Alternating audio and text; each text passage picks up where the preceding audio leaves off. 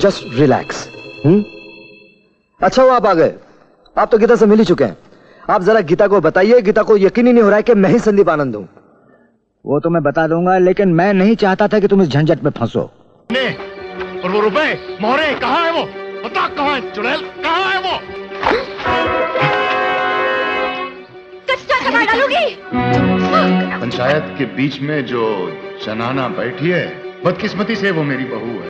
आज वो मेरे पीछे ही उतरा और लिफ्ट तक उसने मेरा पीछा किया। देखिए, मैं कोई गुंडा बदमाश नहीं हूँ। आपको कुछ गलतफहमी हुई है। आप मेरे ऑफिस का कैरेक्टर सर्टिफिकेट देख लीजिए। हिंदी और बांग्ला फिल्म के जाने माने पटकथा लेखक और निर्देशक बासु चटर्जी का जन्म 10 जनवरी 1930 को अजमेर, राजस्थान, भारत के एक बंगाली परिवार में हुआ था। वे 70 और 80 के दशक में मध्यम वर्ग वैल्यूज़ या मिडिल क्लास वैल्यू के सिनेमा से जुड़े रहे। 1950 के दशक में बासु चटर्जी बॉम्बे पहुंचे और रूसी करंजिया द्वारा प्रकाशित साप्ताहिक टैब्लॉइड ब्लिट्ज के लिए एक चित्रकार और कार्टूनिस्ट के रूप में अपना करियर शुरू किया। उन्होंने फिल्म निर्माण में करियर बदलने से पहले 18 साल तक इस टैब्लॉइड में काम किया। बासु चटर्जी ने अपने फिल्मी करियर के शुरुआत और एक जाने माने निर्माता निर्देशक बासु भट्टाचार्य के सहायक बनकर शुरू की।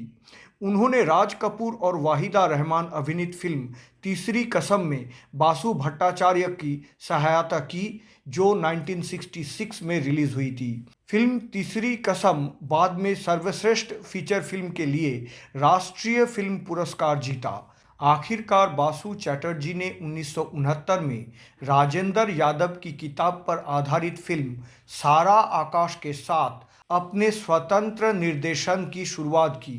फिल्म सारा आकाश की स्क्रिप्ट खुद बासु चटर्जी ने ही लिखी थी। इसके लिए उन्हें सर्वश्रेष्ठ स्क्रिप्ट राइटर या पटकथा लेखक के फिल्म फेयर पुरस्कार से नवाजा गया था।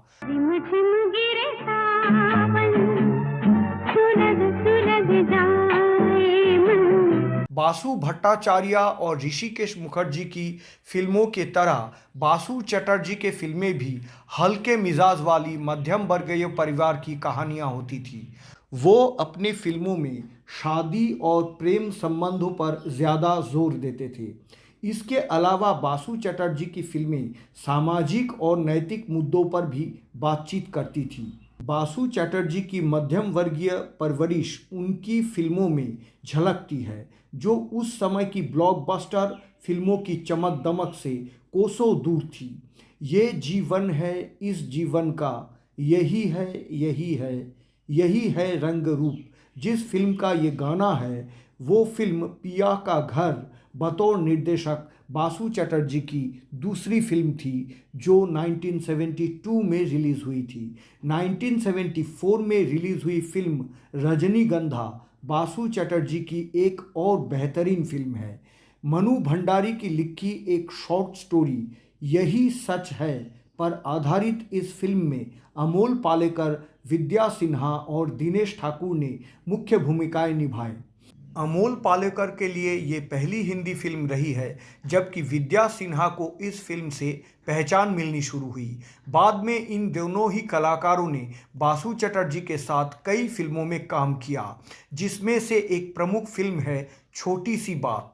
बासु ने अपने निर्देशन में इस फिल्म के जरिए शहर में रहने वाले मध्यम वर्गीय परिवारों की कहानी को करीब से दिखाया है। फिल्म रजनीगंधा के लिए बासु चटर्जी को सर्वश्रेष्ठ फिल्म के लिए फिल्म फेयर क्रिटिक्स अवार्ड से सम्मानित किया गया था। गोरी तेरा गाँव बड़ा प्यारा, मैं तो गया मारा। फिर इसके एक साल बाद 1976 में बासुदा ने फिल्म प्रेमियों को भेंट किया फिल्म चितचोर। बासु चटर्जी के लेखन और निर्देशन में बनी इस रोमांटिक म्यूजिकल फिल्म को राजश्री प्रोडक्शन के बैनर तले ताराचंद बरजातिया साहब ने निर्माण किया। ये फिल्म सुबोध घोष की एक बंगाली कहानी पर आधारित है। अमोल पालेकर, जरीना वाराब और विजेंद्र घाटके की इस फिल्म के हिट साबित होने पर इसे बाद में तेलुगु और मलयालम में भी रीमेक किया गया था। फिल्म चितचोर के बेहतरीन निर्देशन के लिए बासु चटर्जी को फिल्म फेयर अवार्ड के लिए उस साल नॉमिनेशन किया गया था। साल 1977 में बासुदा की एक और फिल्म को आलोचकों द्वारा काफ़ी सराहा गया था। वो फिल्म थी स्वामी। यह रोमांटिक ड्रामा फिल्म शरत चंद्र चट्टोपाध्याय के लिखी किताब पर आधारित थी। हालांकि इसी नाम से वर्ष 1949 में भी एक बांग्ला फिल्म रिलीज हो चुकी थी। बासु चटर्जी ने इस फिल्म के निर्देशन के साथ इसको लिखने का भी काम किया। फिल्म में शब्बाना आजमी, विक्रम, गिरीश कर्नाड और उत्पल दत्त मुख्य भूमिकाओं में नजर आए। इसके अलावा हेमा मालिनी और धर्मेंद्र ने भी एक साथ इस फिल्म में गेस्ट अपीयरेंस किया। इस फिल्म को दहीसर और दहीसर नदी के किनारे पर फिल्माया गया। फिल्म स्वामी के बेहतरीन निर्देशन के लिए बासु चटर्जी को सर्वश्रेष्ठ निर्देशक के फिल्म फेयर पुरस्कार से सम्मानित किया गया। नहीं, मुझे एप्पल का फैसला बिल्कुल मंजूर नहीं। सारा नखरा घर में ही दिखाएगी। अरे वो ड्राइवर के साथ गुलछरे नहीं उड़ाए थे तूने? न जाने क्यों होता है जिंदगी के साथ। चाचा जी, गीता, गीता,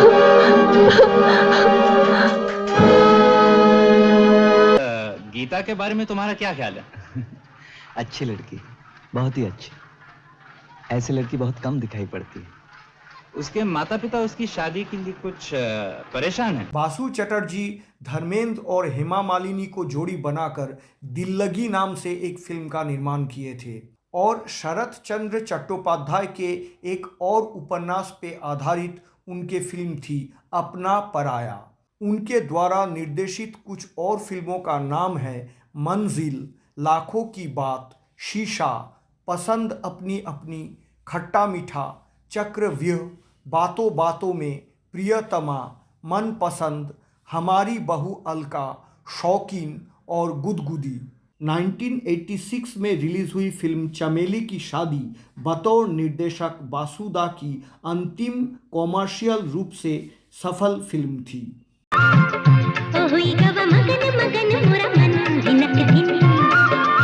अरे खाना बनाने में तो बिमली एकदम उस्ताद है, लेकिन क्या फायदा, खाएगा कौन? और एक फिल्म के उल्लेख किए बिना बासु चटर्जी के बारे में बात तो संपूर्ण हो ही नहीं सकती। वो फिल्म है 1989 में रिलीज हुई फिल्म कमला की मौत। पंकज कपूर, सुप्रिया पाठक, रूपा गांगुली, इरफान खान, मृणाल कुलकर्णी, आशा लता, आशुतोष गोवारिकर जैसे कलाकारों से सजी इस ड्रामा फिल्म को बासु चटर्जी ने निर्देशित किया और इसकी स्क्रिप्ट भी उन्होंने खुद लिखा। ये फिल्म आधुनिक भारत में रिश्ते, प्रेम संबंधों और शादी से पहले शारीरिक संबंध बनाने जैसे मुद्दे पर प्रकाश डालती है। मुंबई की पृष्ठभूमि पर आधारित इस फिल्म की स्क्रिप्ट लिखने पर बासु चटर्जी को सर्वश्रेष्ठ स्क्रिप्ट राइटर के फिल्म फेयर अवार्ड से सम्मानित किया गया था। फिल्मों के अलावा बासु चटर्जी को कुछ कल्ट एंड क्लासिक सीरियल के निर्माता के रूप में भी हमेशा याद रखा जाएगा। उनके द्वारा बनाए गए सीरियल्स में से उल्लेखनीय है 1985 में प्रिया तेंदुलकर स्टारर रजनी और 1993 में डिटेक्टिव सीरियल व्योमकेश बख्शी, जिसमें रजत कपूर बतौर लीड रोल नजर आए थे। हमारे प्रिय बासुदा 4 जून 2020 को मुंबई में उनके निवास पर उम्र से संबंधित स्वास्थ्य जटिलताओं के कारण 90 साल के आयु में हमें छोड़कर चले गए। आनंद एंटरटेनमेंट परिवार के तरफ से इस महान कलाकार को सम्मान, सलाम और श्रद्धा अर्पित किया जाता है।